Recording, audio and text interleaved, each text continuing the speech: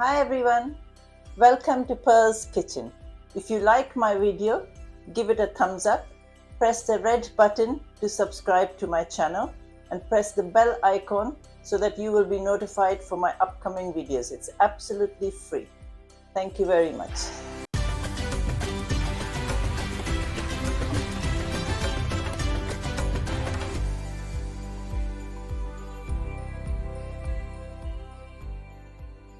Let's accept what is and let go of what was and have faith in what will be. Amen. Today I'm going to show you how to make Chicken Handi. This is another favorite of my family, and here are the ingredients. Okay, here in the karai I've got 5 tablespoons of oil. You can use any oil. And in here I've got 1.5 kilo of chicken. And I've got mostly breast, but I've also got some thighs in it for flavor. And I've got 5 tomatoes that I've chopped. I've got 3 large onions that I've chopped.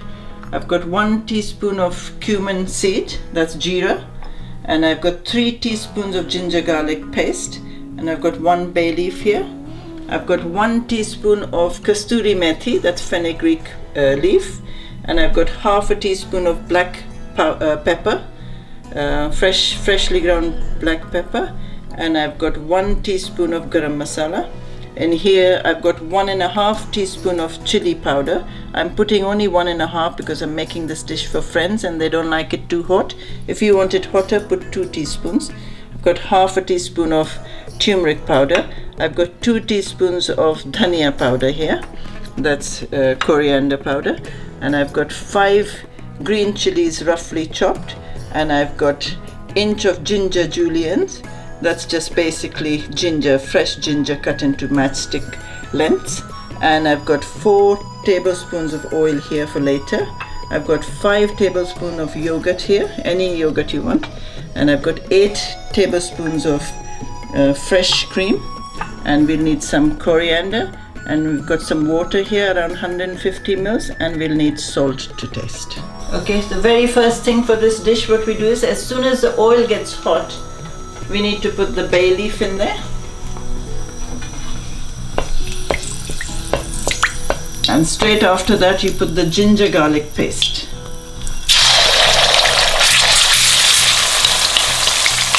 And now you let the ginger garlic paste fry for 2 to 3 minutes till the rawness goes in. Okay, now the rawness is gone from the ginger garlic, so now we're going to add the chicken.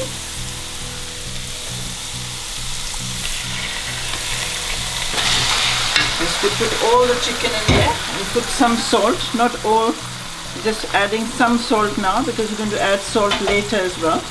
So now basically what we're going to do is, we're just going to fry this chicken on high flame, and we're basically just sealing it rather than frying it. So make sure this will take 5 to 6 minutes till all the chicken changes into white color. Okay, you can see now my chicken is sealed. It took around 6 minutes and all the chickens turn white. So it's not cooking because we'll cook it later. So now we're just going to take this out. Take out all this chicken into another dish and then just keep it aside. As you can see, the chicken's already kept now aside in a bowl, and I've washed the karai again, and I've added the 4 tablespoons of oil in there. Now in that you put the jeera. As soon as the oil gets hot, you put the jeera. As soon as the jeera starts sizzling, you add the onions.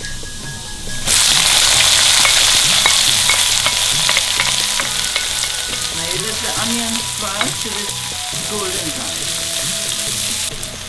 Okay, the onions are fried now, so now we have to add the tomatoes. And now keep frying the tomatoes for 3 to 4 minutes till they're a little soft. You can see now my tomatoes are nice and mushy. Now we're going to add all this masala here. And remember, if you're putting less chilies and still want it to be a little red color, then you can add Kashmiri mirch. 1.5 to 2 teaspoons of Kashmiri mirch you can add, but I'll just leave it as it is. So you're going to put all this in there, and now put the gas on medium, and now let all this masala and the tomatoes fry for 4 to 5 minutes. Okay, you can see all my masalas are fried. That's the good sign when it's done, is that when it's not sticking anymore. And now you're going to add the chicken with its juices.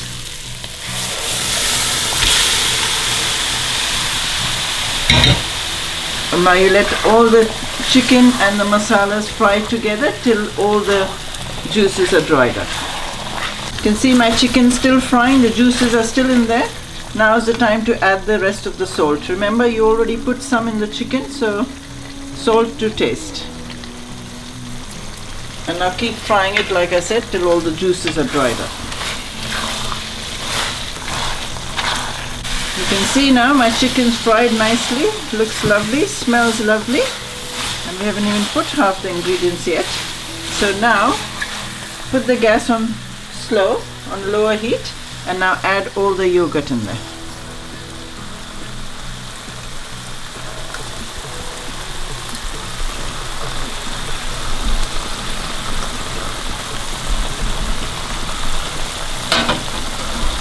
Okay, now the gas is on a lower heat, and now let the yogurt fry and the chicken fry for 2 to 3 minutes.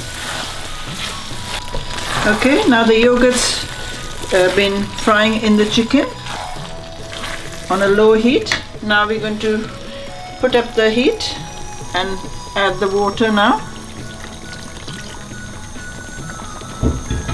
And stir the water in.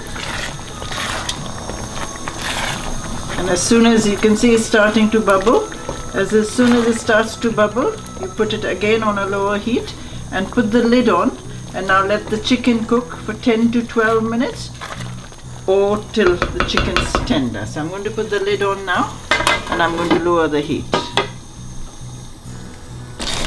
You see now my chicken's done. It took exactly 10 minutes. Here in the UK the chicken's very tender, so you need to keep cooking it till the chicken's tender. And now we're going to add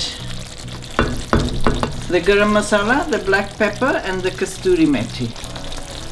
Just sprinkle everything.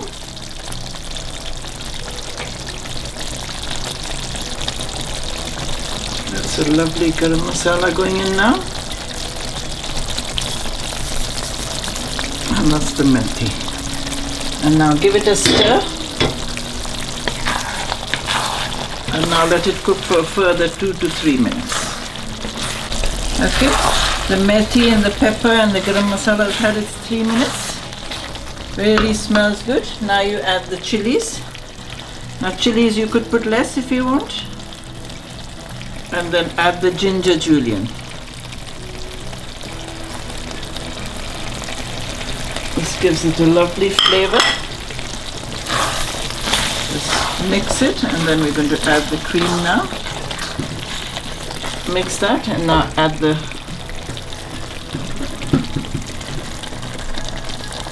cream to it. Okay, now give it a stir, and now let this cook on a gentle heat for another 3 minutes. Okay, the ginger and the chilies and the cream has had its 3 minutes. You can see it looks lovely, and now you can add the green coriander and stir it in, and now just let this rest for a little while before we serve it. And there our lovely chicken handi is ready. See how delicious it looks. It really smells good. Just before you start putting it onto the table to serve it to your family and guests, you can just sprinkle it with a little bit more coriander. And like I said, it's so easy to make this, and it's really delicious. And this can be eaten with either naan or any kind of pulao rice. So I hope you all like it. Don't forget to share my link with your family and friends, and don't forget to write on your comments what you think about it. And I shall see you next time with some more delicious cooking. But until then, may God go with you and give you His peace.